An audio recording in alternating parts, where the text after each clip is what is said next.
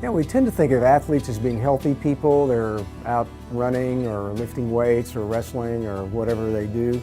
But surprisingly, there are a number of conditions that are more prone to develop in athletes, depending on what kind of sport they engage in.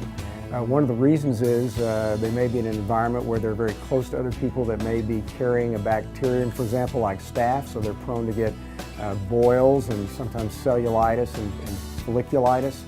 So that's one thing that can happen. There's also sometimes herpes virus infections, especially in wrestlers. There's a type of herpes called herpes gladiatorum, which is due to their touching one another in a wrestling match, and one spreads the herpes to another one.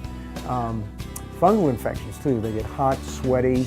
The skin, especially in runners or people that are in hot, warm environments, the skin chafes, and then fungus can set up shop there. They can get a yeast infection or can get so-called jock itch, which is due to ringworm type of fungi. So those are all things that we see fairly commonly in athletes. Yeah, athletes can protect themselves if they use careful skin hygiene. So in other words, for wrestlers, for example, they need to make sure that they use a good antibacterial type of wash very frequently, especially after they've wrestled and ideally before they wrestle. So if the wrestlers are all doing this together and they're keeping the gym clean and all this kind of stuff, the chance of spreading those kind of infections is certainly less. As far as trying to prevent things like ringworm, it's good when you're getting hot and sweaty, to let that area kind of cool down, take a cool shower, let the area air dry so that it doesn't really just stay hot and macerated and whatnot.